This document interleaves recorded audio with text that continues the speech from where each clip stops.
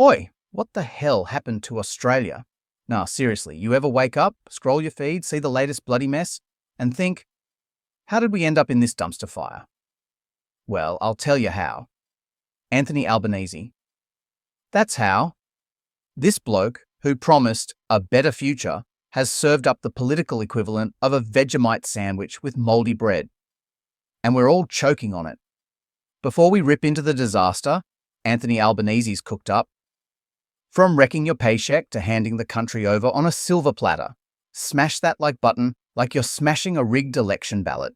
Subscribe if you're sick of watching Albanese and Labor bulldoze Australia into the ground. And yeah, grab the Error 404 Motivation Not Found shirt. Wear it while paying $9 for a lettuce, dodging blackouts, or just wondering what the hell happened to the lucky country. Links in the description before Albo slaps a misinformation warning on it. Let's start with housing. Or, should I say, the fantasy of ever owning a home, unless your old man's a mining exec or you hit the pokies jackpot. Albo's Labor promised affordability, right? But instead of getting folks into homes, he's handed the keys to overseas investors faster than you can say auction clearance rate. Go check the stats. Chinese billionaires are buying up homes while Aussies sleep in their utes. Labor's Help to Buy scheme? What a joke. It's not help, it's a handcuff. You end up owning less of your home than your Uber Eats driver owns of his bicycle. And don't even get me started on the cost of living. I paid $16 for a lettuce last week. 16 bloody dollars. Albanese reckons inflation's just a global issue. Mate, global issue or not, I can't afford to eat air for dinner. Petrol's through the roof, rents climbing faster than a tradie on scaffolding, and wages. They're stagnant like the water in a busted backyard kiddie pool. Where's the leadership? Where's the plan? Oh, right. Sipping lattes at Parliament House, while Aussie families choose between keeping the lights on or feeding their kids. But wait, it gets better. You know what Albanese did while we were all drowning in bills? He flew off on a taxpayer-funded international suck-up tour, meeting Joe Biden, bowing to foreign interests, and treating critical minerals like candy to be tossed to the highest bidder. And don't believe that PR spin about strengthening alliances. You reckon America would sell us rare earths without a price? But Albo's just giving ours away. Free trade, they call it. More like free betrayal. Here's the kicker, though. Albanese had the chance to stand up for our steel and aluminium industries. Did he? Nah. He bent over quicker than a yoga instructor on speed. While the UK got exemptions from US tariffs, we got lectures. The Yanks are pushing hard for access to our critical minerals, and Albo's smiling through it like it's a good deal. We're becoming the world's quarry again, digging and shipping, while the profits head overseas. The PM's rolling out the red carpet for foreign billionaires, while the bloke from Mildura can't even get funding for his struggling small business. And speaking of funding, where the hell is our money going? We're $1.2 trillion in debt. Trillion, mate. That's 12 zeros. And instead of fixing the economy, Albo's idea of smart spending is throwing billions into consultation panels and woke bureaucracy that couldn't organise a sausage sizzle at Bunnings. The public service is fatter than a footy team after Mad Monday and somehow still managing to deliver less. Meanwhile, blokes with trades are being taxed into the ground while multinational corporations get away with paying sweet F-all. Now here's the spicy bit no one wants to say out loud. Albanese is selling out Australia's sovereignty. Yeah, I said it. Between defence dependency on the US and turning our energy policy into a climate virtue signal, we're not leading, we're following. Remember when we used to be the lucky country? Now we're just the compliant country. Don't rock the boat, don't ask questions, just vote Labor and cop it sweet. They're coming for your super next. That's right. The retirement savings you worked your guts out for? Labor wants a slice.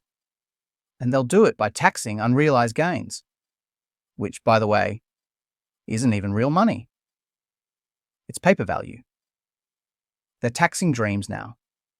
Meanwhile, they've got no solid tax reform, no plan for productivity, and certainly no vision for economic revival.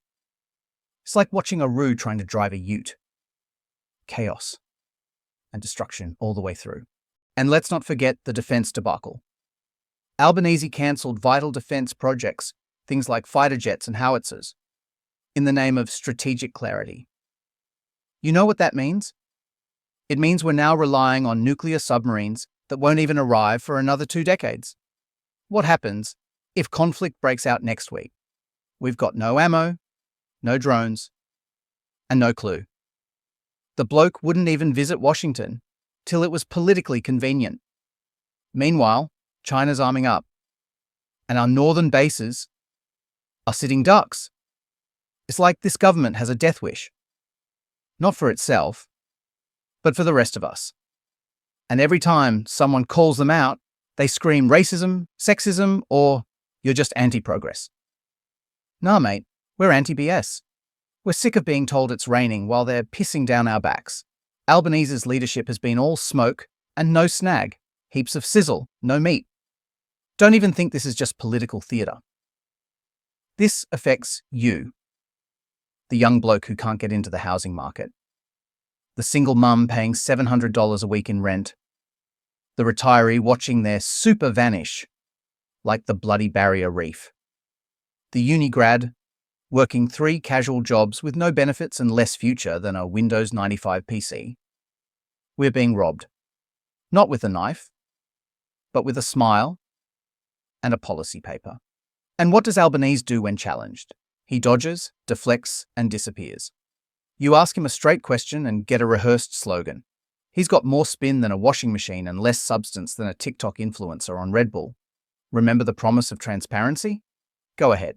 Try getting a straight answer from any of his ministers. It's like wrestling a greased pig. And the ABC? Don't get me started. Albanese's little pet propaganda factory.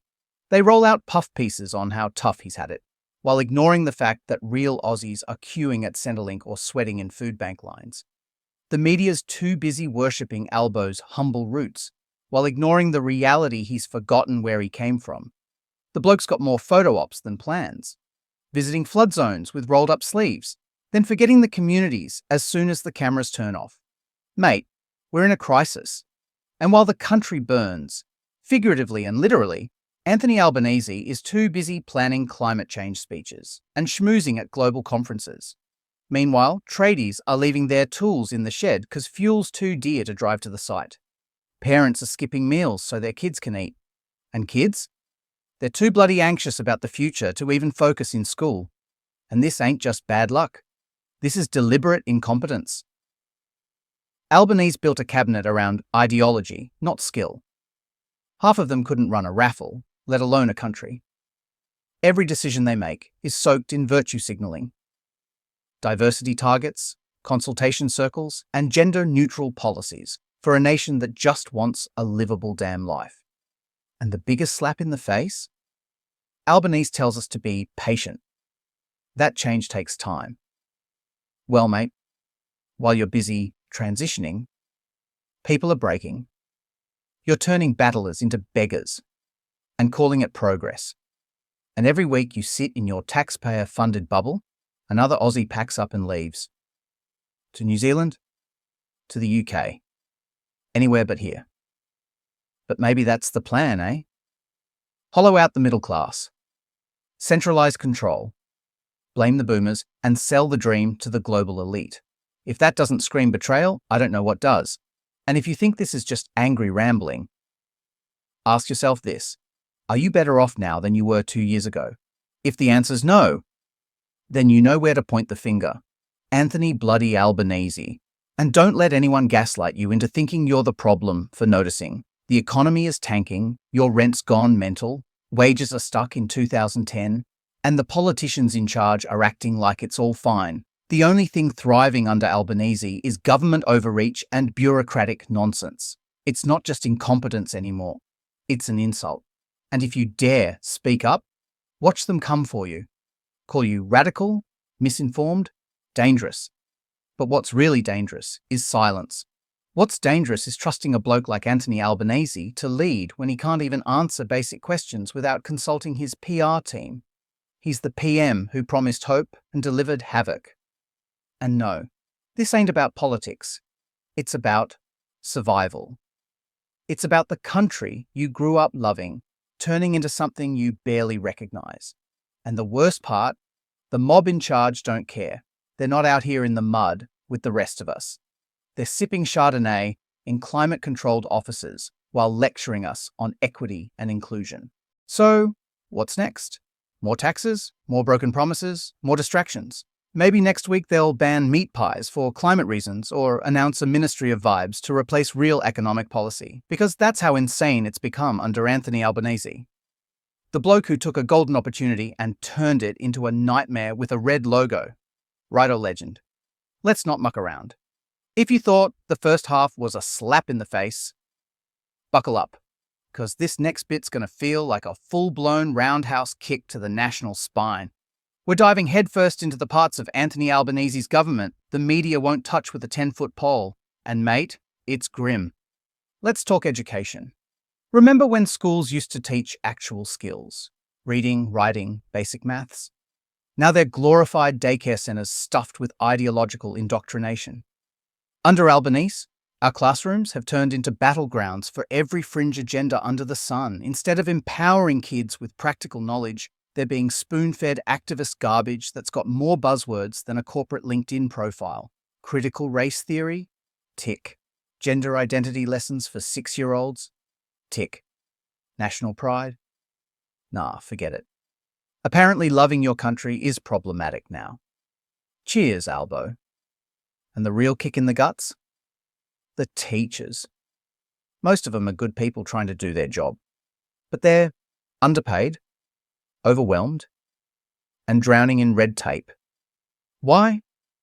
Because the federal government has funneled millions into diversity councils and curriculum overhauls, while ignoring what actually matters. Better pay, better training, and smaller class sizes. You reckon Anthony Albanese's ever been in a real classroom since the 80s? Doubt it. But he's happy to lecture working families on education reform while his mates get cushy gigs rewriting textbooks to suit their agenda. Now on to immigration. And brace yourself, because this bit gets spicy. Albanese has cracked the door wide open and let the floodgates burst. Under the guise of population growth and multiculturalism, we're importing more people than our infrastructure can handle. Hospitals? Overcrowded. Roads? Gridlocked. Job market? Absolutely saturated.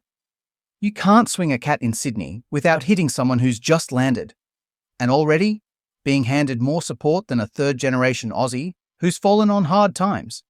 And it's not about race. Don't even try that nonsense.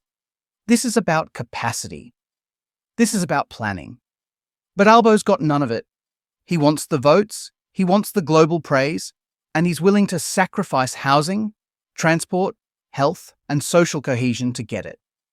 You're working 2 jobs to keep your mortgage afloat, but someone fresh off the plane gets fast-tracked into housing, welfare, and cultural sensitivity training, paid for by you. Where's the fairness in that? Let's not forget the energy crisis. Albanese's renewable revolution has been more like an electric funeral for the Aussie way of life. He scrapped gas and coal projects without securing any reliable alternatives. Result? Power bills are skyrocketing. Blackouts are becoming regular, and industry is on the verge of collapse.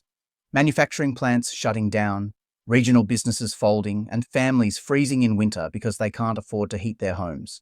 And while you sit there wrapped in 3 jumpers, Albanese jumps on TV with a smug grin, telling you to be patient. The green future is coming.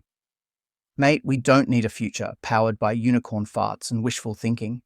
We need consistent, affordable power. But that doesn't score woke points, does it? That doesn't impress the climate cult. So Albo shuts down what works, throws billions at untested technologies, and pats himself on the back, while people literally die from exposure in public housing. You think I'm exaggerating? Go ask the elderly in Victoria who've been rationing power just to stay alive. Go ask the farmers in the bush who lost machinery to unreliable electricity. Albo's green dream is a nightmare for the rest of us. And here's where it gets real dark. Health.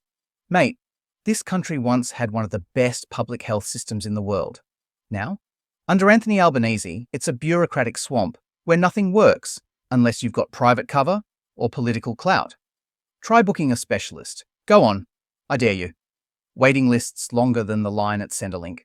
Surgeries delayed. Regional hospitals chronically understaffed. People dying waiting for care, literally. And the government's response? A media campaign. As if a catchy jingle's going to stitch a wound or treat cancer. But if you're a refugee or a detainee, different story, mate. Fast-tracked treatment, all the bells and whistles. You're a born and bred Aussie battling chronic pain or mental illness? Tough luck, champ. Wait your turn. Forever. Let's slide into mental health while we're at it, because Albo loves to talk about well-being budgets and mindfulness retreats for MPs. Meanwhile, suicide rates are climbing, young blokes are bottling it up, and the support networks are more underfunded than a public school sausage sizzle. Kids are growing up anxious, depressed, and completely detached. And what's the plan? TikTok ads telling them to open up? Cheers. That'll fix everything. But here's what'll really twist your guts. How this mob weaponizes identity politics. Albanese doesn't govern for all Australians. He governs for groups, for blocks, for demographics. Everything's a bloody checkbox now. You want funding? Better tick the right box. Straight white Aussie bloke working full-time. Struggling to raise a family? You're invisible. But if you're part of the right community, the government rolls out the red carpet. Special treatment, special funding, special policies. He's dividing the country like a pavlova at Christmas. And not evenly either. Instead of uniting us, Albanese has decided we're all better off at each other's throats. And he's laughing all the way to Canberra while we tear each other apart over scraps. Cultural division, class resentment, urban versus rural, vaccinated versus unvaccinated, renters versus landlords. It's all part of the plan. Because if we're fighting each other, we're too distracted to fight him. And the voice to Parliament? Don't get me started. Not content with dividing Aussies by wealth and location, now Albanese wants to divide us by race. Permanently in the Constitution. A so-called advisory body that'll somehow close the gap, even though it's unelected, unaccountable, and unnecessary. We already spend billions on Indigenous programs. Where's the transparency? Where's the accountability? Where's the result? But instead of fixing the systems that are broken, Albo wants to build a whole new layer of red tape and symbolism. And if you dare question it, racist, bigot, far-right extremist. Nah, mate. We're just not stupid. It's not just about what Albo's doing. It's about what he's letting slide. Crime's off the charts. Gangs running riot in Melbourne. Home invasions up. Youth crime through the roof. Police stretched thin. Judges handing out slaps on the wrist like they're passing out flyers at the local Coles. You call it out, and suddenly you're fear-mongering. No, mate. We're just paying attention. Meanwhile, the border's softer than a politician's handshake. Albanese's reversed years of hard-fought migration controls. Detainees being quietly released. Doco after doco showing foreign criminals being welcomed back into society under human rights clauses. And who's looking out for the victims? Certainly not this government. Let's not ignore the corruption either. Oh yeah, we're going there. Albanese came in preaching integrity and transparency, but it's been more shady backroom deals than an episode of Underbelly. Appointments without merit, cushy consultancies for mates, and procurement contracts handed out like party pies at a footy club AGM. Billions have vanished into climate initiatives, gender impact assessments, and other vague buzzwords that sound noble and deliver nothing. And when the opposition dares to question it, Albo plays the victim card. Oh, they're politicizing the issue. Nah, mate, you are the issue. Let's bring it home with what might be the scariest part. Surveillance. Albo's pushing for more digital ID systems, more online monitoring, more control over speech under the guise of misinformation. You think this ends at censoring a Facebook meme? Nah. This is about locking down dissent. You post something critical of government policy and suddenly you're flagged. You question vaccine mandates, energy policies, or immigration. You're under review. It's a digital leash, and Albo's holding the end of it. And the media? Bought and sold. The ABC is basically Labour's TikTok account at this point. Puff pieces, distraction stories, and just enough panic to keep you tuning in. You won't hear about the failings unless it's buried on page 29 or squeezed between fluff about Eurovision and a wombat with anxiety. So, what now? Are we meant to sit back and just cop it? Keep nodding politely, while Albo and his mates turn this country into a glorified experiment in social engineering and economic suicide? Or are we finally going to grow a spine and push back? You've got a voice. Use it. Ask questions. Demand answers. Because if we don't hold this mob to account now, we won't recognize Australia in 5 years. It won't be the sunburnt country anymore. It'll be a bureaucratic boot camp for global elites and ideology addicts. Albanese promised transformation, and he's delivered it, just not the kind anyone wanted. So next time you hear someone say, give him a chance, tell him he's already had too many. And if this all lit a fire in you, don't just sit there. Share this video, speak up, challenge the narrative. Because the future of this country doesn't belong to Anthony Albanese and his Twitter mates. It belongs to you, the people who build it, grow it, protect it, and bleed for it. This isn't just a government failure, it's a bloody national emergency, and we're not staying silent anymore. Catch you in the next one. And don't forget to smash that like button like you're smashing Albo's climate tax on your power bill. Oi, and if this fired you up, grab the Error 404 Motivation Not Found tea. Wear it while stuck on a hospital waitlist, freezing during another blackout, or just watching your country get sold off one critical mineral at a time. Stay angry, stay sharp, and never stop calling out the mob that turned a proud nation into a political experiment. Till next time, legend.